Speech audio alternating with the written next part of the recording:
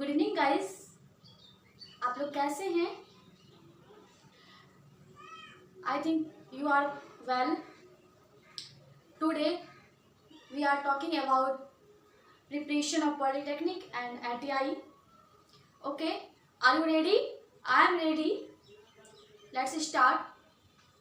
Okay, अगर आप polytechnic और ITI के कैंडिडेट हैं तो आपको इन सारी चीज़ों से अवेयर होंगे, नहीं तो मैं इस चीज़ से अवेयर करवा दे रही हूँ और मैं आपको स्ट्रेटजी बताऊँगी कि कुछ टाइम जो बचे हैं उस टाइम को कैसे यूटिलाइज करके आप अच्छे से अच्छे मार्क गेन कर सकते हैं ताकि आप गवर्नमेंट कॉलेज में सिलेक्टेड हो जाएं. ओके, सबसे पहले हम इसको देख लेते हैं कि ये डेट कौन सा कैसे कैसे है. ओके, उसके बाद हम डिस्कशन करेंगे. चलिए देखते हैं. हम बात कर रहे हैं DCECE. ठीक है, ये एक सरकार उपयोगिता है, गवर्नमेंट के द्वारा निकाला गया स्कीम है DCECE. इसके अंतर्गत ये सारे एग्जाम होते हैं PE का, PPE का, PM का, PMD का. PE पॉलीटेक्निक इंजीनियर है. अगर मैथ के स्टूडेंट हैं, आप मैथ में इंटरेस्टेड हैं तो आप पॉलीटेक्निक इंजीनियरिंग में वैकेंसी फिलअप कर सकते हैं. नहीं तो अगर आप बायोलॉजी के स्टूडेंट हैं तो पैरामेडिकल में आप फॉर्म फिलअप कर सकते हैं. ये चारों एग्जाम का डेट आगे पीछे रहता है. ठीक है, तो आप चाहें तो डेट देख के भर सकते हैं. आपको जिसमें रुचि हो आप उस फील्ड में जा सकते हैं. ओके, हम बताएंगे 2020 का स्ट्रेटजी भी. पहले हम इसको देख लेते हैं. ठीक है, तो यहाँ देख रहे हैं क्या है, online registration counselling date. Online registration counselling date, ये जो डेट है काउंसलिंग का आरंभिक तिथि जो है ये PE का है जो 24/5/2020 11:59 पे समाप्त हो जाएगी. तो आप ऑनलाइन रजिस्ट्रेशन जो है PE का 24/5/2020 तक कर सकते हैं. ओके, उसके बाद हम देख रहे हैं क्या है, online editing of application form. वो जो आप पॉलीटेक्निक का, इंजीनियरिंग का या PE का, PM का, PMD का फॉर्म जो फिलअप किए हैं उसका एडिटिंग, जैसे कि कोई छात्र कोई कैंडिडेट होते हैं जिसका गलती हो जाता है भरने में या और सारा मिस्टेक हो जाता है तो वो अपना फॉर्म जो है अगेन चेक कर सकते हैं. चेक करके ये 27/5/2020 टू 30/5/2020 तक आप अपना एडिटिंग एप्लीकेशन फॉर्म कर सकते हैं. इन तिथि के बीच में आप इस तिथि को याद रखें, ये डेट आप रिमेम्बर रखें. नहीं तो मे बी आपका एडिटिंग हो गया हो, मे बी गलत हो गया हो तो आपका फॉर्म रद्द हो जाएगा जिससे आप एग्जाम में नहीं बैठ पाएंगे. ओके, तो इस डेट को आप याद रखें. और ये डेट नहीं होने के कारण आपको काफ़ी परेशानी होगी, तो मैं नहीं चाहती ये परेशानी आप फेस करें, तो इसके बीच जो है ये आप डेट को रिमेम्बर रखें. ओके, हम आगे देखते हैं issue of online admit card. Online admit card का इशू जो है वो अभी तक नहीं पता चल सका है. To be notified later on. आपका जो लेटर है उसको नोटिफाइड कर दिया जाएगा. ओके, तो आप अपना जो जहाँ से फॉर्म भरे हैं साइबर कैफ़े से या मोबाइल से तो आप चेक करते रहें. आप डेट नज़दीक आ गया है एग्ज़ाम का. ठीक है, किसी पर निर्धारित ना रहें, आप खुद चेक करते रहें कि आपका कब एडमिट कार्ड का नोटिफिकेशन आया है. ठीक है, अब देख लीजिए proposed date of examination. Examination का डेट कब गवर्नमेंट निकाली है तो वो आपको to be notified later on, वो भी आपको नोटिफाइड मिल जाएगा. बट आप चेक करते रहें, आप मिस ना करें, आप चेक करते रहें डे बाय डे. ओके, जिससे आपको पता चल जाएगा कब नोटिफिकेशन आया है नहीं आया. आप दूसरों की बातें में मत रहें कि दूसरों को मत कहें कि मेरा नोटिफिकेशन आया या नहीं. आप खुद अवेयर रह के अपना नोटिफिकेशन चेक करें, क्योंकि आप जान ही रहे हैं कोविड-19 जो पेंडेमिक है वो काफ़ी परेशानी का सामना करना पड़ रहा है हम सभी को. ठीक है, तो उस परेशानी को झेलते हुए हम अपना एग्ज़ाम भी क्रैक करेंगे और हम अपना फ्यूचर ब्राइट फ्यूचर भी देखेंगे. ओके, अब हम बात कर लेते हैं lateral entry candidate. Lateral entry candidate वो कैंडिडेट हैं जहाँ पे जो ये DCECE जो कॉलेज है, अब जो सिलेक्ट होकर उस कॉलेज में जाएंगे तो वहाँ पे कुछ सीट वैकेंट रहती है. ठीक है, वो वैकेंट सीट जो है लैटरल एंट्री वालों के लिए होती है. तो कुछ ही सीट वैकेंट रहती है. फिर भी जो 12th कर चुके हैं और वो डायरेक्ट एडमिशन लेना चाहते हैं तो उसका मार्क्स बेसिस पे लैटरल एंट्री के थ्रू सिलेक्शन होगा, ठीक है। मे भी आपका टेस्ट भी होगा, तो आप टेस्ट के लिए भी अवेयर रहें, लेकिन आपको डरने की कोई बात नहीं है क्योंकि आपने क्वालिफाइड कर लिया है 12। तो जो भी क्वेश्चन पूछे जाएंगे अंडर 12 ही पूछे जाएंगे आपसे, तो डरने की कोई बात नहीं है। तो लेटर एंट्री वाले ध्यान दें। Online registration opening date, online registration opening date जो था वो था 29/4/2020। ऑनलाइन ओपनिंग डेट जो था वो 29/4/2020 को ही था, बट वो डेट को एक्सिट कर दिया गया कोविड-19 की वजह से, जो कि है online registration counselling closing date, ठीक है। अंतिम ऑनलाइन रजिस्टर होने का तिथि जो है, डेट जो है वो है 19/5 और 2020। 19/5/2020 को ये डेट समाप्त हो जाएगा। तो आई थिंक मई जो समाप्त हो चुका है।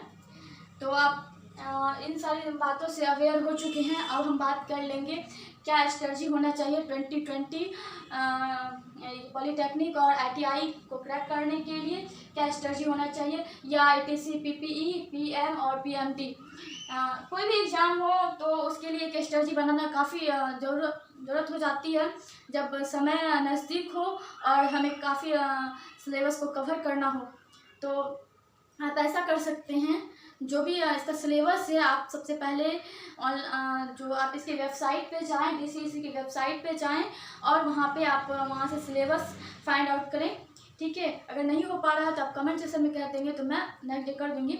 फ़िलहाल आप ऐसा कर सकते हैं कि DCEC का वेबसाइट पे जाएं और वहाँ से आप इसका सिलेबस निकालें। सिलेबस निकालने के बाद आप टेंशन बिल्कुल भी मत लें कि मेरा ये टॉपिक छूटा हुआ है, मेरा वो टॉपिक छूटा हुआ है। आप एक स्ट्रेटजी को अप्लाई कर सकते हैं जिससे आप बेटर मार्क्स अचीव कर सकते हैं। आपका स्ट्रेटजी ये होना चाहिए कि जैसे कि आप केमिस्ट्री का प्रिपरेशन कर रहे हैं तो आप अभी जो है कोई न्यू टॉपिक मत पढ़िए।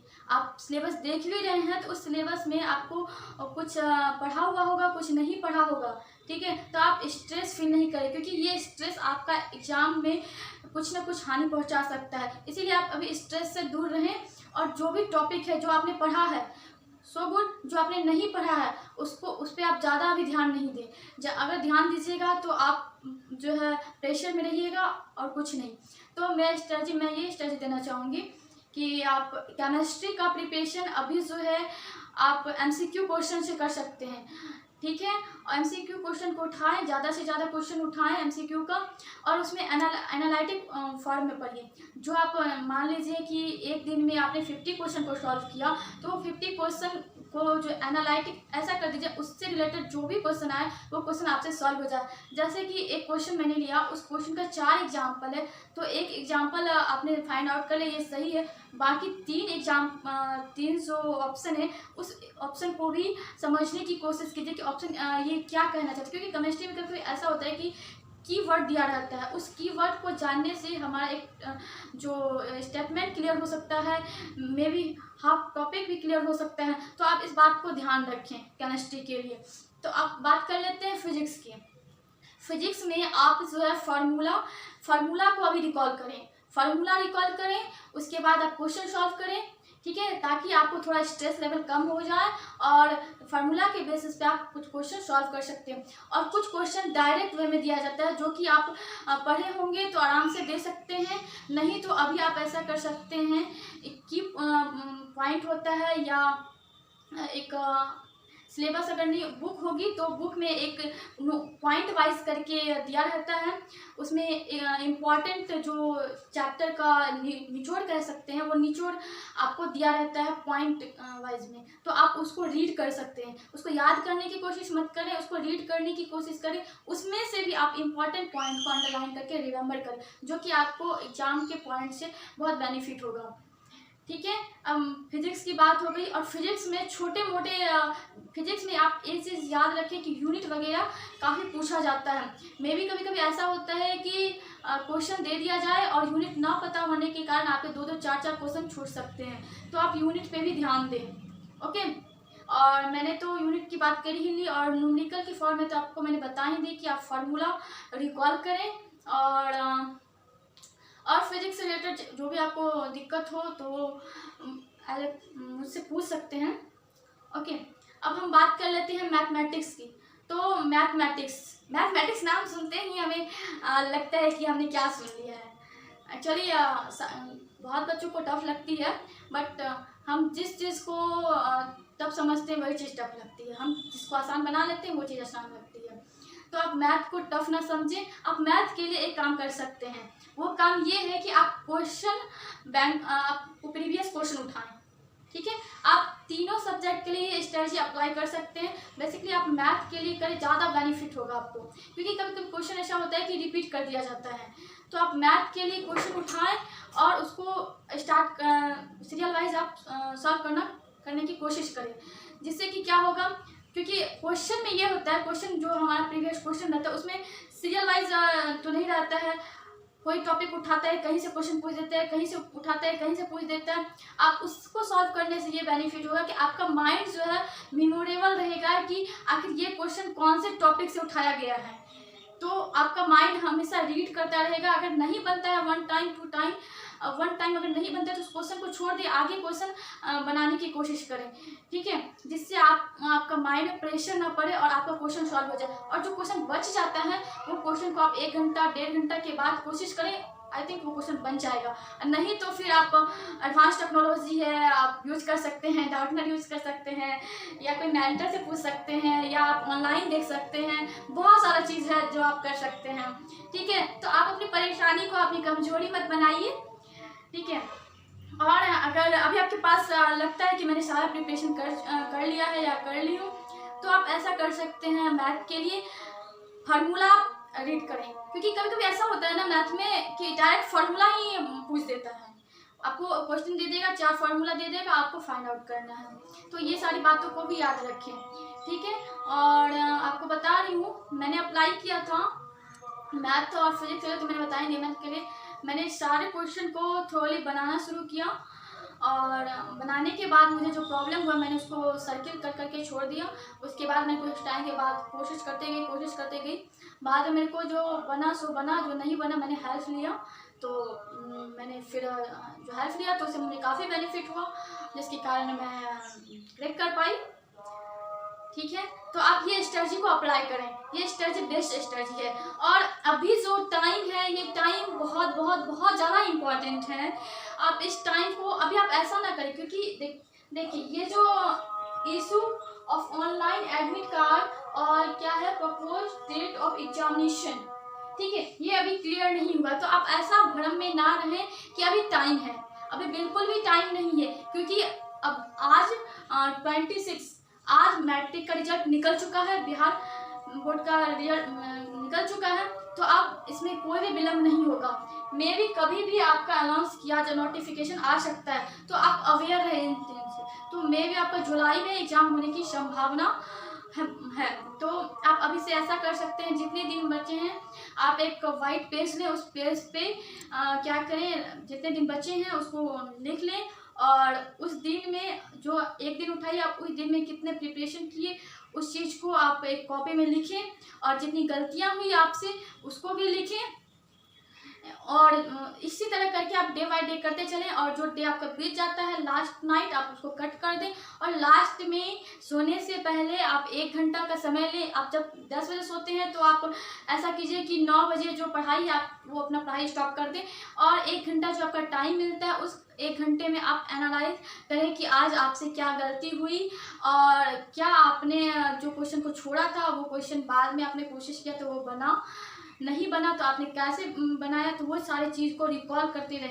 मे भी कभी कभी ऐसा होता है ना, हमारा माइंड है ना, तो कभी हम कुछ एग्ज़ाम वगैरह देने जाते हैं तो जो चीज़ हम याद करते हैं तो कुछ ऐसे तरीके से याद करते हैं ताकि वो चीज़ हमें आसानी से वहाँ पे रिकॉल हो जाता है। तो आप 1 घंटा एनालाइज ज़रूर करें। आप जो भी टेस्ट सीरीज लगाएं वो सही है, एनालाइज बहुत करें, ये बहुत इम्पॉर्टेंट है, और प्रैक्टिस तो इम्पॉर्टेंट है ही। ओके, तो बात हो चुकी, अब बेस्ट ऑफ लक, तैयारी करते रहें, जो भी प्रॉब्लम हो तो आप अपने, जैसे कि मैंने कह चुकी हूँ कि आप अपने मेंटर से हेल्प ले सकते हैं, क्योंकि अब कोविड-19 की वजह से आपके जो फैकल्टी हैं, आपके जो टीचर हैं, वो आपके कंसर्न में अभी हैं। तो आप उससे मोबाइल से कांटेक्ट कर सकते हैं, ऑनलाइन कांटेक्ट कर सकते हैं, बट वो तो जा तो नहीं सकते। तो आप अपना जो है एक स्ट्रेटजी बना के अपनी प्रिपरेशन को बेस्ट बनाइए। ठीक है, धन्यवाद, thank you, thanks for watching.